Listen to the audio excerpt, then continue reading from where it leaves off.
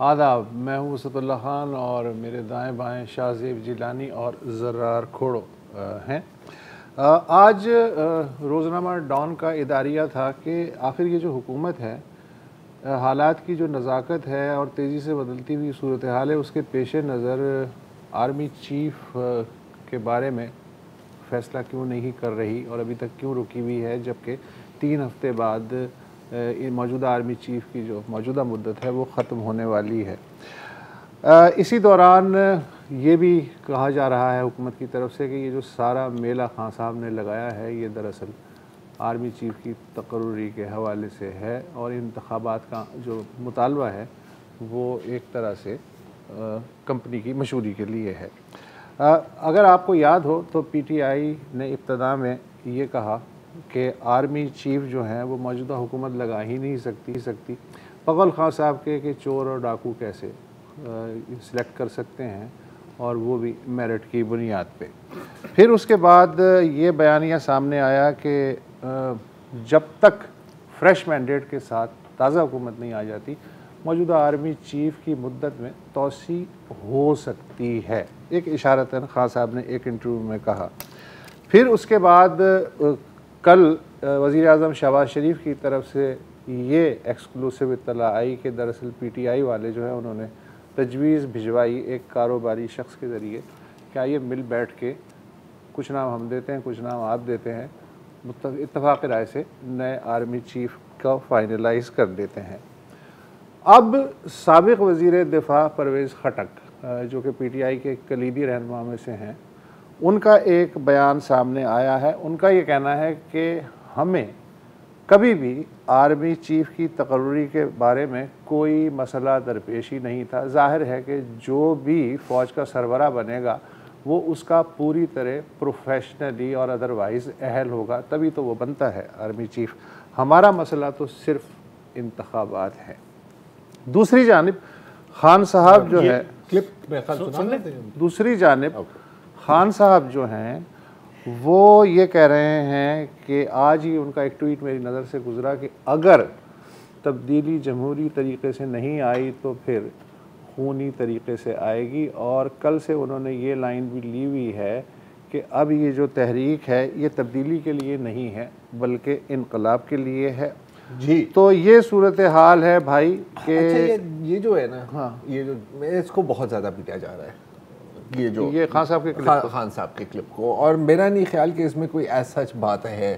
اب یار بندے سے سوال پوچھا ہے اور وہ سوال کا جواب نہ دے تو ضروری ہے کہ یہی جواب دے، اور کیا جواب دے گا؟ دیکھیں آپ شاہ زیب جیلانی بن کر نہ سوچیں، آپ وسعت اللہ خان بن کے نہ سوچیں، آپ عمران خان بن کے سوچیں۔ عمران خان بن کے ہی میں کہہ رہا ہوں کہ آپ ایک نیشنل لیڈر ہیں، آپ اس وقت 4 صوبوں سے آپ الیکشن لڑ چکے ہیں، آپ کہہ رہے ہیں کہ جتنا اس وقت میں نیشنل لیڈر ہوں اس وقت اتنا کوئی بھی نہیں ہے۔ صحیح ہے۔ اور جب آپ یہ کہتے ہیں کہ ہاں بھلے آ جائے ماشاء اللہ کوئی ایشو نہیں ہے، تو آپ یہ بتا رہے ہیں کہ آپ سمجھ نہیں رہے کہ جب ملک کا آئین معطل ہوتا ہے، اس وقت آپ دیکھیں چیخ رہے ہیں نا کہ میرے بندوں کے ساتھ زیادتی ہو رہی ہے، میرے پرستاروں کو تنگ کیا جا رہا ہے۔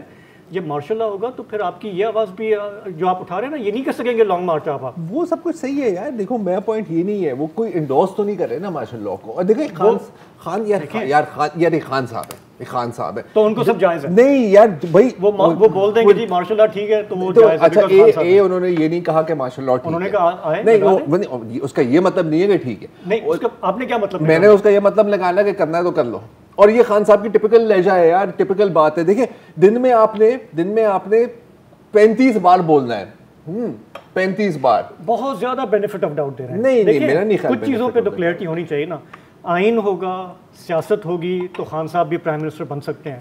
جب مارشل لا کی آپ کہتے ہیں کہ یار کوئی ایشو نہیں ہے، ہم پہلے بھی لگ چکے ہیں اب بھی لگ جائیں، تو یہ تو ان کی بات ہے جن سے لوگ متاثر ہوتے ہیں۔ دیکھیں ہمیں اس بات پہ کلیئر ہونا چاہیے کہ ٹھیک ہے ان کی اپنی پالیسیز ہیں، ان پہ آپ اختلاف کر سکتے ہیں، لیکن ایک چیز جس پر پاکستان کے ہر شہری کو متفق ہونا ہے وہ یہ ہے کہ یہ ملک ایک آئین کے تحت چلتا ہے، اس میں ملٹری رول کی گنجائش نہیں ہے۔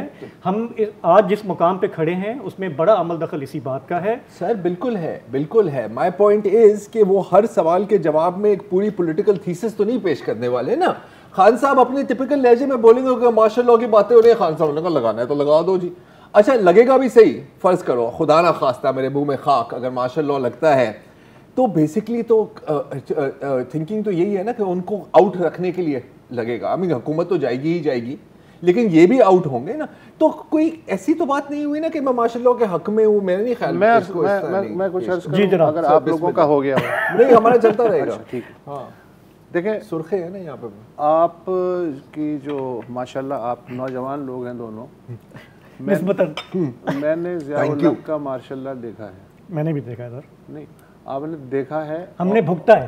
اچھا جی جی ٹھیک ہے, جیلوں کے چکر لگائے ہیں. صحیح ہے, آپ نے پتہ نہیں لگائے ہیں یا نہیں, لیکن ہمیں وہ یاد ہے. اگر آپ نے مشرف صاحب کا مارشاء اللہ دیکھا ہے تو الگ بات ہے. وہ تو شیمپو مارشاء اللہ, وہ تو شیمپو مارشاء اللہ. اور دیکھیں وسعت یہ بات بھی ہے نا, خان صاحب نے نہیں دیکھا, ٹھیک ہے نا, وہ کرکٹ کھیل رہے تھے اس زمانے میں, اور جس نے بھگتا نہیں ہے کبھی مارشاء اللہ, وہ تو شاید یہ حسرت کر سکتا ہے کہ جی ہمیں اسٹیبلٹی چاہیے, آپ آ جائیں خدا کی طرح. حسرت کوئی نہیں کر رہا سر. اب دیکھیں اس میں آپ کو ڈس ایگری کروں گا, حسرت یہاں پہ کوئی نہیں. اور دوسری بات ہمارے لوگ کہتے ہیں نا یہ ملک صرف ڈنڈے سے چلے گا, ان کی تو ہم بات نہیں کر رہے ہیں یار. وہ تو یہ وہی لوگ ہیں جو پولیٹیکل پروسیس کا حصہ نہیں ہوتے, جن کو یہ سبق پڑھایا جاتا ہے کہ یہ پولیٹیشین سارے چور ڈاکو لٹیرے ہیں, اور کوئی ڈنڈا لے کے آئے گا مسیحا وہ آ کے صحیح کرے گا. لیکن اب مسئلہ یہ ہے کہ پتہ ہے وہ جو سارے قوم ہے نا, وہ اس وقت جی ٹی روڈ پر خان صاحب کے ساتھ نہیں, سارے نہیں ہے نا, یہ بھی آپ کی غلط بات. میرا خیال ہے کہ بہت کم آپ لوگ وہ نہ ہی یہ مارچ ہے, یہ قافلہ ہے, کنٹینر ہے, گاڑیوں کا ہے, ٹھیک ہے, اس میں وہ لوگ آ رہے ہیں. یار میری بات بیچ میں, اچھا سوری, میں یہ کہہ رہا تھا کہ یہ جو خان صاحب کا بیان ہے نا, یہ اس بات کو ریفلیکٹ کرتا ہے کہ اگر وہ واقعی گھاک قسم کے سیاستدان ہوتے, جو کہ میری حسرت ہی رہی اب تک, تو وہ کم از کم اگر ان کی خواہش بھی ہوتی تو اس طرح وہ یہ بات نہ کرتے. اس لیے کہ ماشاء اللہ ان کی اگر آپ زندگی دیکھیں تو 80s کا جو دور ہے, جو کہ ماشاء اللہ کا دور تھا, اس میں جو انہوں نے زیادہ تر اپنی زندگی ہے وہ برطانیہ میں گزاری, اور بہت آپ کو پتہ ہے مزیدار قسم کی زندگی تھی, کوئی اس میں مسئلہ نہیں تھا, یا کرکٹ کھیلی یا کپتانی کی, کوئی اس طرح کی باتیں کی. تو وہ اس وقت بالکل ہی ایک کھلاڑی کے طور پہ تھے. انہوں نے ڈائریکٹ مارشل لا کو کنفرنٹ نہیں کیا. ان کا زیادہ سے زیادہ تجربہ بقول ان کے مشرف کا مارشل لا ہے, اور اس میں بھی وہ کہتے ہیں کہ یہ ہو گیا وہ ہو گیا. مارشل لا تھا ضیاء الحق کا. اگر کوئی پولیٹیکل لیڈر جس نے شاہی قلعہ دیکھا ہو, یا جس نے کوڑے کھائے ہوں, یا جو انڈر گراؤنڈ رہا ہو, یا جو ملک سے باہر بھاگا ہو, یا جسے رسیوں سے باندھ کے طیارے میں ٹھونس کے ملک سے دیکھا ہو, تو اللہ نہ کرے کہ خان صاحب پہ کبھی یہ وقت آئے. یہ سب اس ملک میں ہوا ہے. خان صاحب چونکہ اس ریالٹی سے دور تھے, انہوں نے صرف اسے سنا, لہٰذا وہ اسی پرسپیکٹو میں یہ کہہ رہے ہیں جی لگنا ہے تو لگ جائے.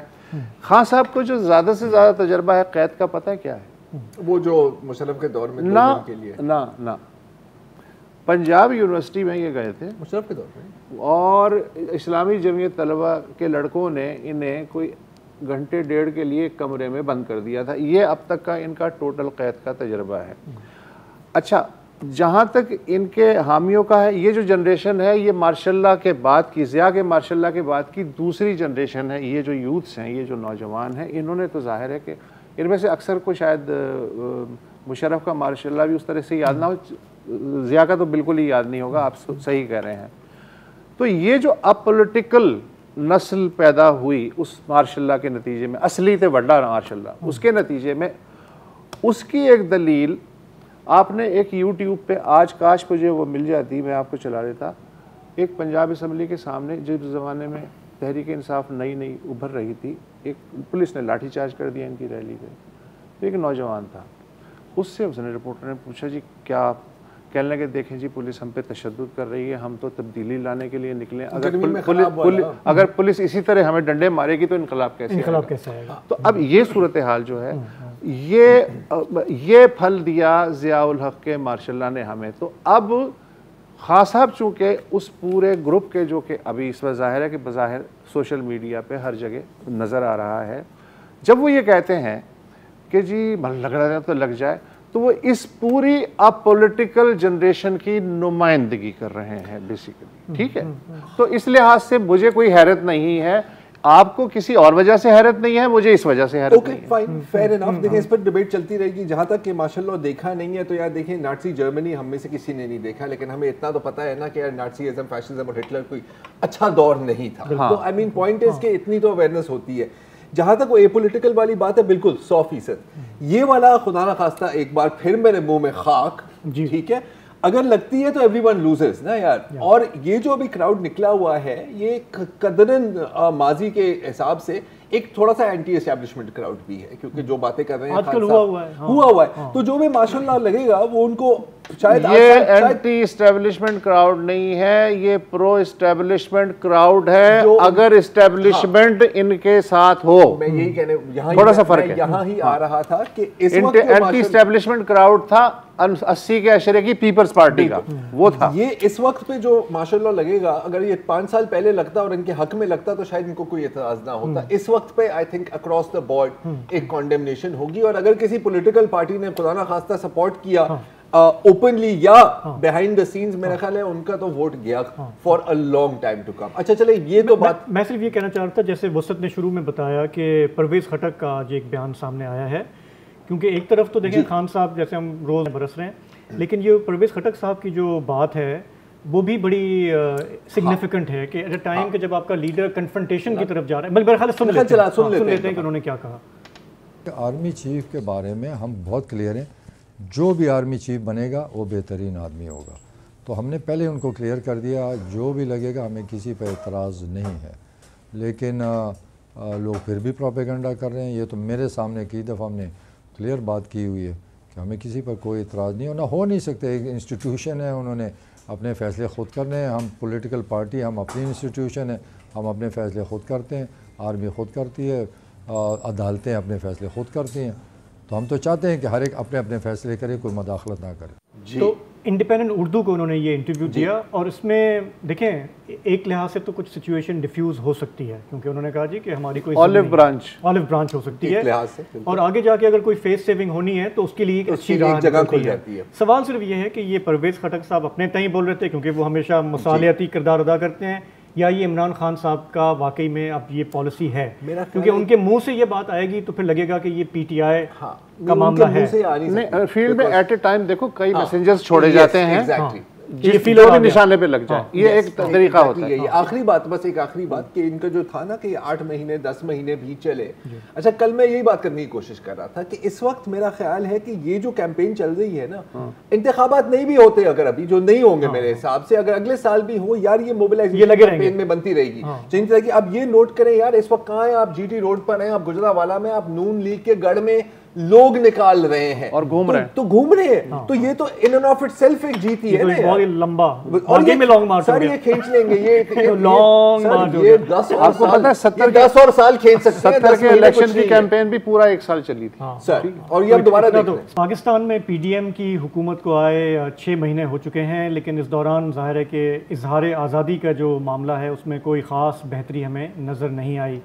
پچھلے 6 مہینوں میں آئے دن ہم نے دیکھا کہ کسی نہ کسی میڈیا شخصیت کو پکڑا گیا, مقدمات قائم کیے گئے, انہیں حراست میں رکھا گیا, اور ان میں سے ظاہر ہے کہ بیشتر وہ لوگ رہے ہیں جو ماضی میں دوسروں کو غدار کہتے تھے, برا بھلا کہتے تھے, لیکن اب بظاہر وہ خود عسکری عتاب میں نظر آ رہے ہیں. اس میں صرف میڈیا کی شخصیات نہیں ہیں, بلکہ ہم نے دیکھا کہ عمران خان کے جو قریبی ساتھی ہیں ان پہ بھی وہ بھی اس پکڑ میں آئے, اور اس میں سب سے جو نمایاں شخصیت ہے وہ سینیٹر اعظم سواتی کی ہے. پچھلے چند دنوں سے ہم نے دیکھا ہے کہ انہوں نے میڈیا پر آ کر نام بھی لیے ہیں. آج بھی وہ دوبارہ میڈیا پر آئے اور انہوں نے ان سے فریاد کی. انہوں نے گھر کے اندر بھی مجھ پہ تشدد کیا. انہوں نے جو ڈرائیور کے ساتھ ایک آگے اور 2 پیچھے اور مجھے درمیان میں میرے سر کو ڈانپا, سارے رستے پہ مجھے مارتے رہے, میری چیخوں کی آوازیں ریکارڈ کرتے رہے, ویڈیو بناتے رہے. پھر رستے میں کسی ایک جگہ پہ جو ہے نامعلوم جگہ پہ جو ہے مجھے لے کے گئے, وہاں پہ مارا اور زبردستی جو ہے میرے کپڑے اتارے. GHQ میں ابھی آپ کے 27 دن ابھی باقی ہیں. خدا را اس کی پاسداری میں اور آپ کروں اور ان کو بلا لیں. یہ پاکستان کے ایک شہری کی فریاد ہے, یہ پاکستان کے ایک سٹنگ سینیٹر کی فریاد ہے. جی تو دیکھیں اس دن ہم نے پچھلے ہفتے ہم نے جو پریس کانفرنس بھی دیکھی، ایک دھماکہ خیز پریس کانفرنس، اس میں بھی کہا گیا کہ دیکھیں آپ بھلے تنقید کریں، آپ کا حق ہے، ایز اے سولجر ہم اس کا دفاع کریں گے، لیکن ہم سے غلطیاں ہو رہی ہیں تو آپ نشاندہی کریں، لیکن یہ نہ کہیں کہ جی کہ آپ کے لیے ہم کوئی خاص آئین و قانون سے ماورا کام کریں۔ اچھا یہ حالات جو ہیں یہ وہ مزید کسے جا رہے ہیں۔ آج ہی وفاقی کابینہ نے جو FIA ایکٹ ہے 1974 اس میں ایک امینڈمنٹ کی ہے جس کے تحت سوشل میڈیا پہ بغاوت کی ترغیب اور نفرت انگیزی جو ہے اب قابل دست اندازی پولیس جرم نہیں رہا۔ FIA بھی پہلے اسے وارنٹ لینے پڑتے تھے یا پولیس کی مدد، اب FIA ڈائریکٹ جو ہے ایسے لوگوں کو اٹھا سکتی ہے اور ان پہ جو کیس چلے گا اس کے تحت انہیں زیادہ سے زیادہ 7 سال قید اور جرمانے کی سزا ہو سکتی ہے۔ مجھے خوشی ہوئی ہے سن کے، کیونکہ ہم ہمیشہ کہتے ہیں نا کہ پاکستان میں اسٹیبلٹی نہیں ہے، اسٹیبلٹی چاہیے۔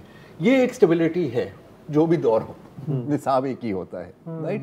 ابھی پچھلے دور میں 1000 دفعہ بات کی ہے کہ PTI والے نے ہی بل لایا تھا نا کہ جی 5 سال جیل اور 2 لاکھ روپے کا جرمانہ اگر آپ نے تنقید کی۔ اچھا اگر وہ کر لیا ہوتا تو اگین ہم نے پورا IMF کا لون واپس دے دیا ہوتا اب تک۔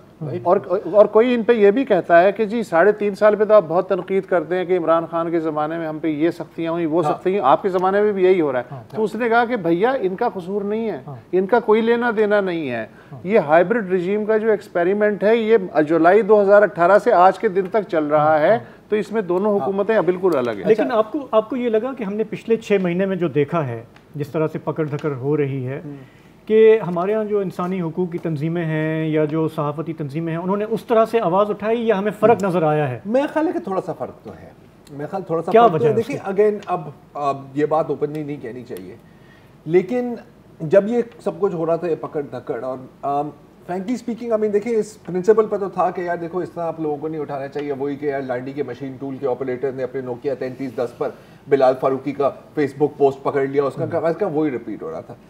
جیسے آپ نے اشارہ کیا کہ یہ وہی انفارچونیٹلی یہ وہی لوگ ہیں جو جب کسی پر گولی بھی چلتی تھی نا، یار گولی، میں تشدد کی بات نہیں کر رہا، میں چماٹ وماٹ کی بات نہیں کر رہا، میں گولی کی بات کر رہا ہوں۔ انہوں نے متی اللہ پہ تنقید کی، ابصار عالم پہ کی۔ تنقید ایک بہت چھوٹا لفظ ہے، انہوں نے باقاعدہ مذاق اڑایا تھا، باقاعدہ یہ کام کیا تھا۔ تو دیکھیں what goes around comes around۔ ہاں انفارچونیٹلی ہمارے یہاں جو ہوتا ہے نا وہ یہ ہوتا ہے کہ ہمارے اپنے اپنے شہید ہیں اور ہمارے اپنے اپنے وکٹمز ہیں۔ آپ کا وکٹم میرے لیے وکٹم نہیں ہے، میرا وکٹم وسط کے لیے وکٹم نہیں ہے۔ اچھا وہ تو ڈیزرو کرتے ہیں۔ مجھے اعظم سواتی سے پوری ہمدردی، ان کے ساتھ جو ہوا کسی کے ساتھ نہیں ہونا چاہیے، لیکن مجھے اچانک سے یاد آیا کہ اکتوبر 2018 میں اعظم سواتی صاحب کا ایک فروٹ فارم ہے، انفیکٹ ان کے بیٹے کا عثمان کا، تو ان کے ایک ہمسائے تھے وزیرستان کے، کوئی ریفیوجیز تھے، ان کی ایک گائے ان کے فارم ہاؤس میں آ گئی اور انہوں نے اس گائے کو بھی ضبط کیا، اور پھر جب وہ واپس لینے آئے اپنی گائے تو ان کے جو گارڈز ہیں انہوں نے ان کو تشدد کا نشانہ بھی بنایا۔ لیکن FIR جو درج ہوئی اس میں کہا گیا کہ ان لوگوں نے ہم لوگوں پہ اٹیک کیا اور پولیس انہیں پکڑ کے لے گئی۔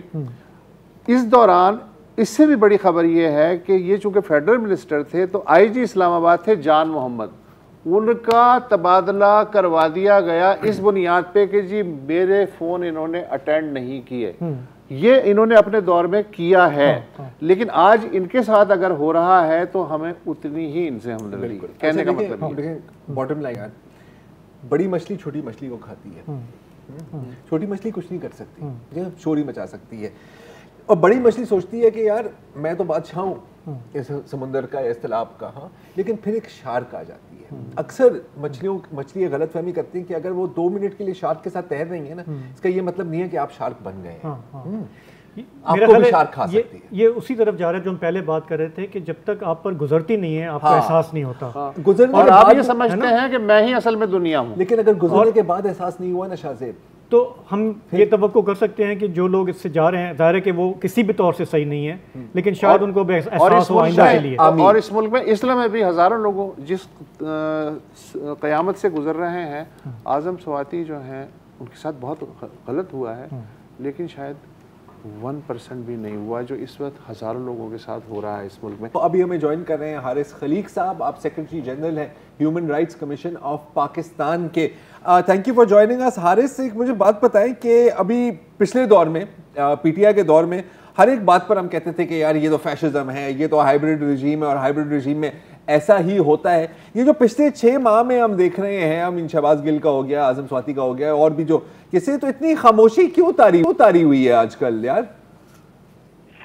جی بہت بہت شکریہ زرار. پہلے تو ایک ذرا لائٹ وین میں بات یہ کہ میں آپ کا اس سیگمنٹ سے پہلے پچھلا سیگمنٹ سن رہا تھا, تو جتنی دلچسپ گفتگو تھی وہ تو آپ نے آپس میں کر لی, اور اب محاسبہ جو ہے وہ ہماری کارکردگی کا کر رہے ہیں انسانی حقوق کی تنظیموں کا.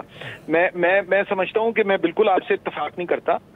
بالکل خاموشی نہیں ہے, اور چاہے وہ, اور کم از کم میں human rights commission of Pakistan کے ایک رکن کی حیثیت سے یہ کہہ سکتا ہوں کہ چاہے وہ شیریں مزاری کا کیس ہو جو ان کے ساتھ جو رفع کیا پولیس نے, یا اس کے بعد ان پہ جس قسم کے کیسز بنائے گئے, یا اس کے بعد شہباز گل کی گرفتاری اور ان پہ مبینہ تشدد کا سلسلہ ہو, یا اب جو اعظم سواتی صاحب نے جو زیر حراست ان پر تشدد کے انہوں نے الزامات لگائے ہیں حکام پر, وہ معاملہ ہو. ہم نے نہ صرف یہ کہ ہر معاملے کو اٹھایا ہے, اس پہ ریئیکٹ کیا ہے, بلکہ جو, اور ظاہر ہے کہ ارشد شریف کا جو قتل ہے کینیا میں, وہ تو ایک بہت ہی ایک ایکسٹریم عمل تھا, اور تو یہ بالکل ایسی بات نہیں ہے کہ ہم نے آواز نہ اٹھائی ہو. فرق صرف یہ ہے کہ ہمارے جو بعض دوست ہیں جن کو انسانی حقوق کا پورا تصور اور روشن خیالی یا خرد افروزی کے تصورات سے ان کے بارے میں ان کے کچھ پہلے سے طے شدہ نظریات ہیں, تو وہ اگر حقائق متضاد ہوں ان کے پہلے سے طے شدہ نظریات سے, تو وہ حقائق کو مسترد کر دیتے ہیں. تو یہ بات بالکل حقائق پر مبنی نہیں ہے. کچھ لوگوں کا یہ خیال ہے کہ انسانی حقوق کی تنظیموں نے یا کم از کم کمیشن نے اس پہ آواز نہیں اٹھائی, تو ایسا بالکل نہیں ہے. اچھا حارث, سوری آپ کو سوال پوچھنا؟ میں صرف یہ پوچھنا چاہ رہا تھا حارث سے کہ HRCP سے ہٹ کے ایک یہ تاثر ہے کہ پچھلے 6 ماہ میں جو شخصیات نشانہ بنی ہیں, بیکاز ان کا اپنا جو ماضی میں جو باتیں کہتے رہے, کہ اس طرح آواز نہیں اٹھی جتنا اٹھنی چاہیے تھی اصول کی بنیاد پہ. نہیں, تو یہ تو بات میں سمجھتا ہوں کہ دیگر تنظیمیں, تو ایک تو میں واقف نہیں ہوں کہ اس طرح کی اس سطح کی کچھ تنظیموں کو باقی چھوڑا ہے پچھلے 3.5-4 سال میں کہ وہ کوئی اور انسانی حقوق کے ادارے یا سول سوسائٹی کی تنظیموں نے سروائیو کیا اس طرح. یہ بھی تو دیکھیے نا آپ کے, جب پیکا کا قانون لے کے آ رہے تھے, میں ذرا بات کو پھیلا رہا ہوں لیکن تھوڑا سا ہٹ کے دیکھنے کی بھی ضرورت ہے, تو ہم نے انوش رحمان صاحبہ سے, اور اس وقت جو نواز شریف کی حکومت تھی مسلم لیگ نواز کی, ان سے کہا تھا کہ یہ آپ کے ہی گلے پڑے گا, اور ایسا ہی ہوا. اس کے بعد جب PTI نے جب سول سوسائٹی کی سپیس کو شرنک کیا ہے اور مفل کی ہیں وائسز, آوازوں کو دبایا ہے, ان کے دور میں بھی تو یہی سب کچھ ہوا. ہم اس وقت بھی آواز اٹھاتے تھے, لیکن اگر ان کے خلاف بھی یہ ہوگا تو ہم آواز اٹھائیں گے. تو انہوں نے خود آوازیں کم کر دی ہیں. یہ بھی بات آپ کے پیش نظر رہے. انہوں نے اتنا سول سوسائٹی کو پش بیک دیا ہے پچھلے اپنے یعنی دور حکومت میں, ایک مخاصمانہ رویہ رکھا ہے, آواز اٹھانے والی بچ گئی. اچھا یہ بڑا انٹرسٹنگ پوائنٹ ہے, تو اس کو ہی تھوڑا سا میں آگے لے جاتا ہوں. HRCP اور جو بھی 1-2 اس طرح کی تنظیمیں سول سوسائٹی والی بچی ہوئی ہیں, یہ ہر سیاستدان کو بہت پیاری لگتی ہیں جب وہ اپوزیشن میں ہوتے ہیں. جب وہ حکومت میں آتے ہیں تو پھر کہتے ہیں یار یہ ملک دشمن عناصر غدار پتہ نہیں کون سے ایجنڈا پہ چل رہے ہیں. تو یار کبھی کوئی سبق سیکھنے والا ہے؟ حارث آپ نے بھی زندگی دیکھی ہے یار, مجھ سے زیادہ ہی دیکھی ہے میرا خیال ہے, تو کوئی سیکھے گا کہ یار جب آپ ان چیزوں کو دباتے ہیں تو وہ آپ ان آوازوں کو بھی دباتے ہیں جو کل آپ کے حق میں شاید بلند ہوں. دیکھیے, یہ ساری دنیا میں جو غیر جمہوری ریاستیں ہوتی ہیں وہ غیر جمہوری سماج کو جنم دیتی ہیں, اور اس میں بہت زیادہ ایک جسے آپ کہتے ہیں شدت پسندی پیدا ہوتی ہے سماج میں. اور آپ کسی بالکل یہ سمجھنے, جب آپ اقتدار میں ہوتے ہیں, جب طاقت آپ کے پاس ہوتی ہے, غلبہ آپ کے پاس ہوتا ہے, تو آپ کسی قسم کی تنقید برداشت نہیں کرنا چاہتے, اور آپ سب اچھا ہے کا راگ خود بھی الاپتے ہیں اور وہی راگ سننا بھی چاہتے ہیں. اس وقت آپ یہ بھول جاتے ہیں کہ اقتدار اور طاقت اور غلبہ, قوت, یہ سب ہمیشہ کے لیے رہنے والی چیزیں نہیں ہیں. تو کچھ نہیں سیکھا. آپ بالکل ٹھیک کہہ رہے ہیں. دیکھیے, صحافت کی تاریخ بھی ایسے ہی ہے.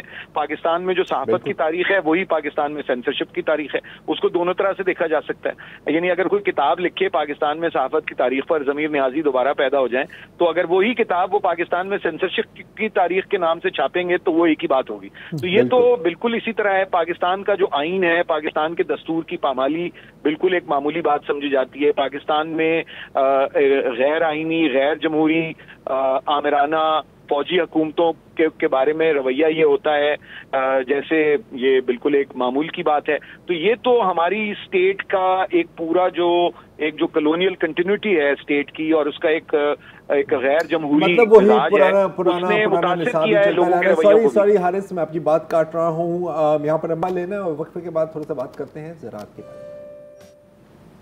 Welcome back. اگر آپ ایک عام پاکستانی ہیں تو آپ کو قطعاً یہ بتانے کی ضرورت نہیں ہے کہ پچھلے ایک سال میں آٹے دال کا بھاؤ اور سبزیوں کی قیمتیں جو ہیں کہاں سے کہاں 7ویں آسمان تک شاید پہنچ چکی ہیں, اور عام آدمی کے نزدیک مہنگائی کا مطلب یہ ہے کہ وہ ہانڈی روٹی سے بھی لاچار نظر آتا ہے.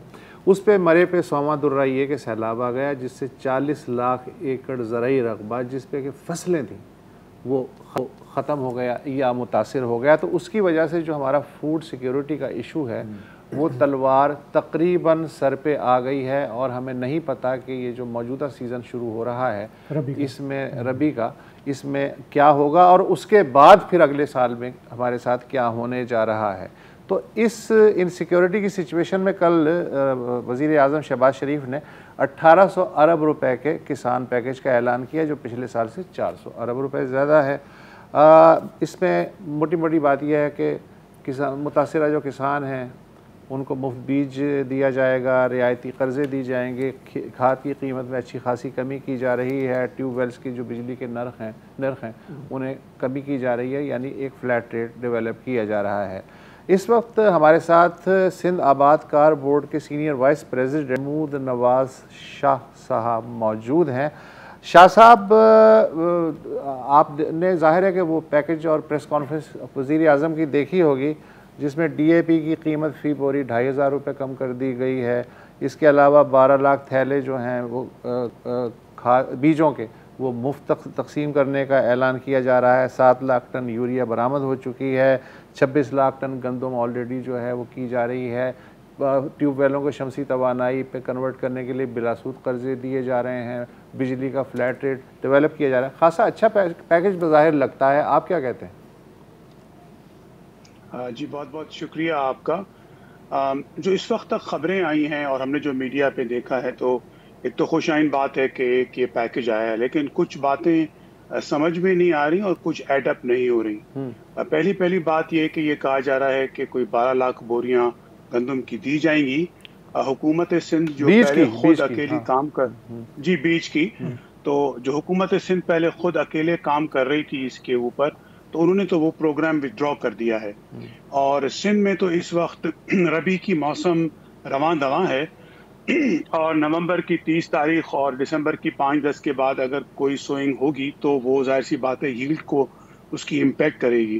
تو مجھے نہیں سمجھ میں آ رہا کہ یہ پروگرام صرف وفاق کرے گا یا صوبہ کرے گا, اور اگر وفاق کرے گا تو اتنے دونوں مل کے کریں گے, صوبے بھی اور وفاق کے ساتھ مل کے. تو صوبے نے تو 2 دن پہلے ہی ڈینائی کر دیا ہے کہ ہم کوئی گندم کے بیج کو ہم نہیں کریں گے, ہم نہیں ڈسٹریبیوٹ کرنے لگے, انہوں نے تو ڈینائی کر دیا ہے. تو ایک تو بات یہ سمجھ میں نہیں آ رہی تھی. دوسرا جو یہ نمبر 1800 ارب روپے کا بتایا جا رہا ہے, یہ تو پاکستان کی ترقی کا پورا بجٹ بھی اگر اس میں استعمال ہو تو بھی یہ ہوتا نہیں ہے. اور اگر آپ نے اس کو سرسری جائزہ بھی کیا ہو تو 50 بلین 10 بلین وہ ملا بھی لیں تو کوئی 150-200 ارب روپے بنتے ہیں, پورے بنتے بھی نہیں ہیں. تو یہ بات کچھ سمجھ میں نہیں آ رہی. پچھلے ادوار میں بھی سرکاروں نے بڑے بڑے پیکیجز اناؤنس کیے لیکن وہ امپلیمنٹ ہوئے نہیں. اور ساتھ سیلاب کی تو آپ نے بات کر لی, لیکن جو اس سے پہلے کاسٹ آف پروڈکشن کی بات ہے جو اس سے پہلے کوئی دگنی سے زیادہ ہو چکی تھی. یہ جو ڈی اے پی کی بوری کی آپ بات کر رہے ہیں یہ 5000 روپے کی تھی جو کہ 12,500 روپے کی ہو گئی, اور وہ ویسے ہی 11,500-12 کی آج کل مل رہی ہے. تو یہ 2,500 روپے کم ہونے کی بات بھی سمجھ میں نہیں آ رہی. ہاں ایک اچھی بات ضرور ہوئی ہے کہ وہ یہ ٹریکٹروں کی جو امپورٹ الاؤ کی گئی ہے, لٹرلی جو گروور تھا ہمارا پاکستان میں وہ لوکل مینوفیکچررز کو سبسیڈائز کر رہا تھا. وہی 40 سال پرانی ایک ٹیکنالوجی کے اوپر آج بھی آپ ٹریکٹر کی شکل دیکھ لیں پاکستان میں, تو 1970 میں جیسا ٹریکٹر ہوتا تھا ویسے ہی ٹریکٹر کی شکل آپ کو صورت نظر آئے گی جو ہم پاکستان میں استعمال کر رہے تھے, اور امپورٹ کے اوپر قدغن لگا ہوا تھا. تو لباب بات کا سارے کا یہ ہے کہ بات سمجھ میں نہیں آ رہی کہ یہ پیکج کیسے امپلیمنٹ ہوگا, اس کے فائدے کیا ہوں گے. جو زرعی معیشت ہے اس کا ٹوٹل جو سائز ہے وہ $60 ارب ہے. वो उसमें अगर 4-5 अरब रुपए के कोई कर्जे के सूद की माफी की गई है, जबकि पूरा क्रॉप जाया हो गया है, तो ये सारी बातें समझ में और एडअप नहीं हो रही कि ये ज़राअत में आया जिद्दत लाएंगे, आया ये फ्लड रिस्पांस पैकेज है, और ये कौन से सीजन के लिए है। तो ये बात हौच पौच लग रही है, एक कॉस्मेटिक, इसमें कोई इन डेप्थ अप्रोप्रिएट काम हुआ कम नजर आ रहा है। अच्छा शाह साहब, अब पिछली दफ़ा आपसे बात हुई थी तो अभी भी आपने जिक्र किया गंदम की काश्त का, और ये ज़ाहिर है कि बहुत अहम है पाकिस्तान के लिए, और शहर में जो बैठे हुए हैं अगर आपका ख्याल है कि ये आपके लिए अहम नहीं है, तो मैं आपसे एक सवाल करूंगा कि आप जब सालन खाते हैं तो किस चीज़ के साथ खाते हैं? ज़्यादातर रोटी के साथ। तो मुझे एक बात पता है शाह साहब, गंदम की काश्त का अब आपको क्या लग रहा है सूबा सिंध में, क्योंकि पानी तो अब रिसीड कर रहा है अल्हम्दुलिल्लाह। जी देखिए, पानी रिसीड करने का मतलब ये नहीं है कि कोई दूसरे दिन काश्त हो सकती है। पानी रिसीड होने के बाद depending on the type of soils, पहले भी इस बात के ऊपर बात हुई थी हमारी कि उसको 15 से 20 दिन चाहिए कि कोई ट्रैक्टर चले, प्रिपेयर हो और वो जमीन में कोई काश्त हो सके। और जैसे हम सीजन में डिले होंगे तो पास्ट में ही हमें बड़े यील्ड्स के प्रॉब्लम आए, प्रोडक्शन के, हमारा विंटर वैसे ही शॉर्ट होता है।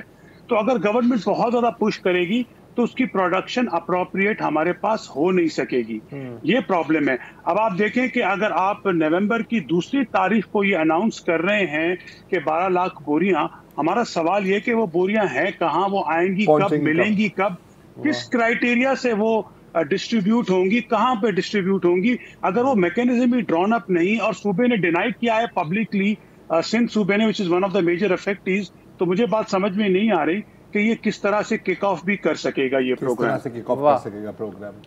महमूद नवाज शाह, आपका बहुत बहुत शुक्रिया, आपने प्रोग्राम में हमें ज्वाइन किया। तो ये सूरत हाल है। कार्रवाई तो डाल दी ना, कार्रवाई डाल दी, नोटिस ले लिया है हुकूमत ने, नोटिस ले लिया है जी। और इसके साथ ही इसी पॉजिटिव नोट पर ही शो को फिर एंड करते हैं। आज के लिए इतना ही जी, इजाज़त दीजिए, खुदा हाफ़िज़।